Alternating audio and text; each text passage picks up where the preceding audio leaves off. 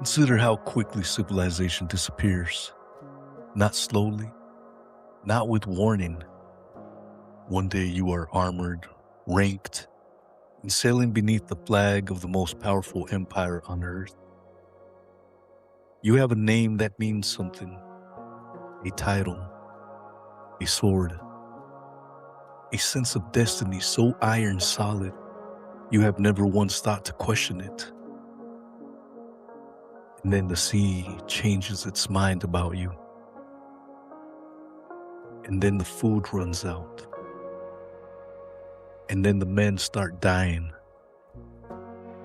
And then one morning you wake up on a strange shore, naked, shivering, watched by people who have never heard of Spain.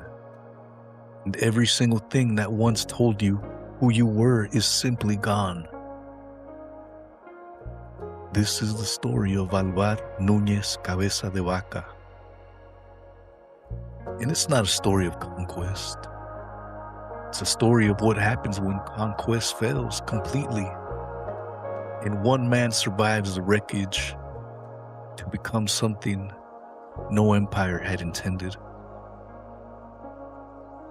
In 1527, Pánfilo de Narváez led roughly 600 men out of Spain toward Florida. The mission was familiar: find wealth, claim land, expand the empire. Glory and gold. The language of conquest was simple and intoxicating. You arrive, you dominate, you return rich. Cabeza de Vaca was the expedition's treasurer, educated, capable, loyal to the crown. He had every reason to expect success. The empire had done this before. The formula seemed reliable. It was not. Florida received them the way the wilderness receives arrogance, with complete indifference. The storms that battered their ships were not dramatic obstacles in an adventure story. They were the first quiet announcements that nature had no interest in Spanish ambitions. Masts cracked, supplies rotted. Men who had sailed with confidence began to move with something closer to dread. They pushed inland. The swamps of Florida do not fight you. They simply absorb you. Every step was an argument with the earth itself. Black water, mosquitoes like living clouds, roots that swallowed boots whole. Heat so dense it felt like breathing through wet cloth. Disease moved through the column like a rumor, then like a fire. The Appalachian people they encountered were not impressed by armor. Arrows found the gaps. Leadership fractured.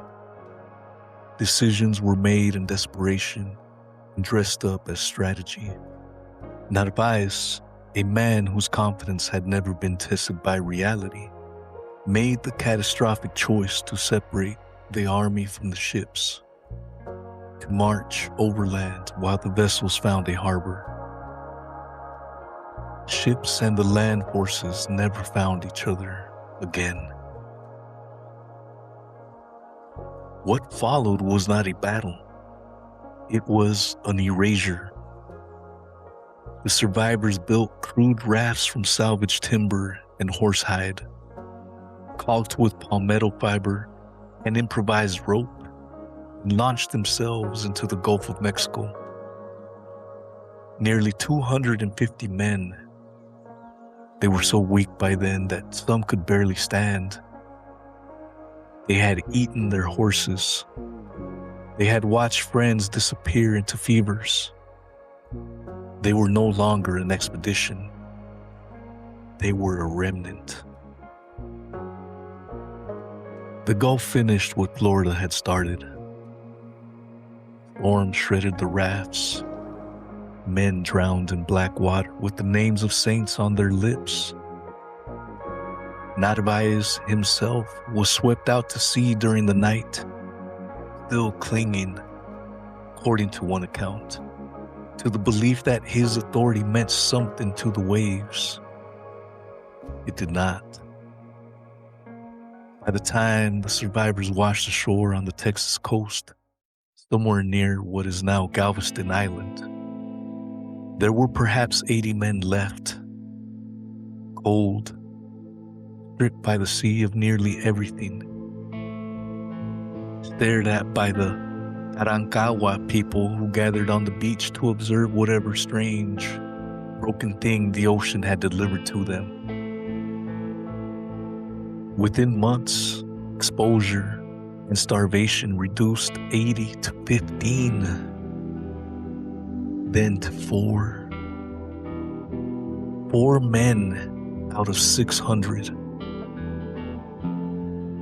And here's where the story stops being history and becomes something harder to name. When everything is taken from you, rank, title, clothing, language, certainty, the story you told yourself about who you were, what remains? Cabeza de Vaca spent nearly 8 years finding out.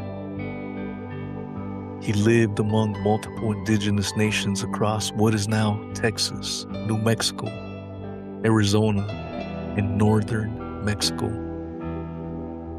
He was enslaved for a time. He nearly starved more times than he could count.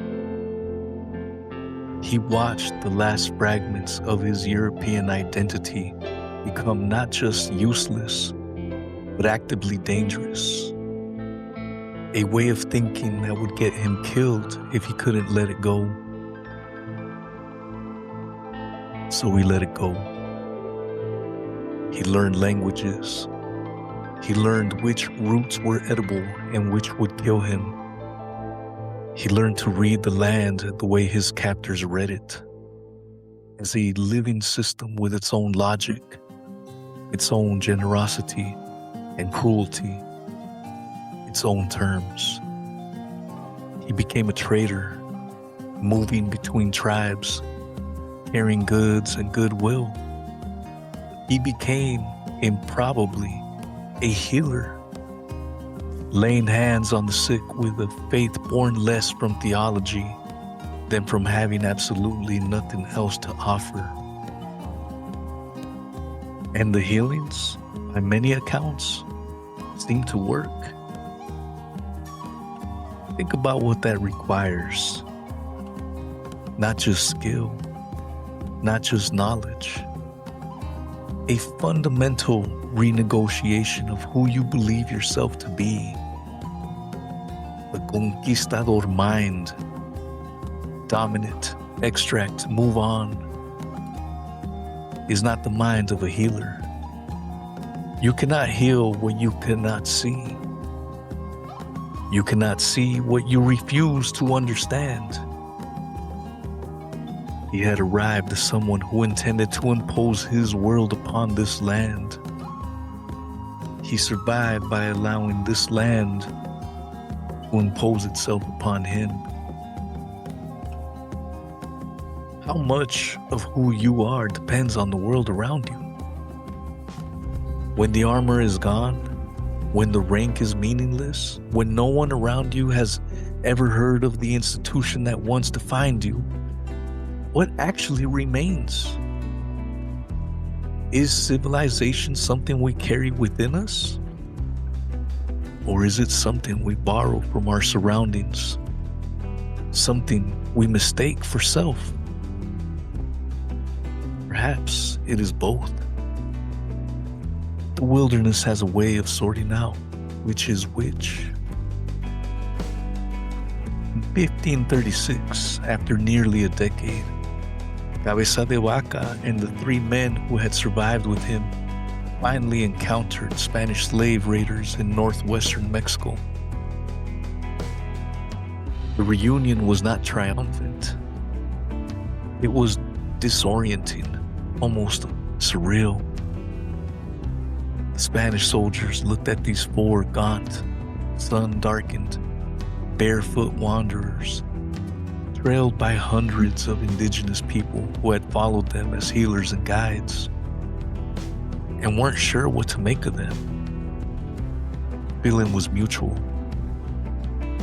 Cabeza de Vaca had seen what Spanish colonialism looked like from the other side. He had watched slavers destroy communities he had lived within. The world he returned to was the same world he had left. But he was not the same man who had left it. He wrote an account of everything he had seen. He argued, quietly and with unusual moral clarity for his era, for the humane treatment of indigenous peoples. He had not become a saint. History is complicated. So was he. But something had broken open in him out there and never quite closed again. The wilderness had gotten inside. We like to believe we are solid things, that our identities are built on foundations rather than borrowed from the comfortable systems around us. The routines, the institutions, the supply chains, the social roles that tell us every single day who we are and what we are worth. Cabeza de Vaca lost all of it, and in losing it, he discovered something the empire never could have given him: a self tested against reality rather than merely assumed. The men who marched into Florida believed the wilderness was something to be conquered. Most of them died believing it. But one man, stripped of everything, emptied of certainty, dependent on the mercy of people he once would have considered beneath him, made a different choice. Not once dramatically, but 1,000 times quietly. He chose to learn.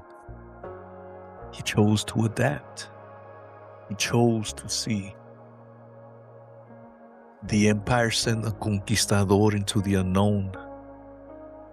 The wilderness returned someone else entirely. And perhaps that is the oldest and most unsettling truth the wild has to offer us, even now, even here. It is not the strongest who survive the unmaking. It is those who can bear to be remade.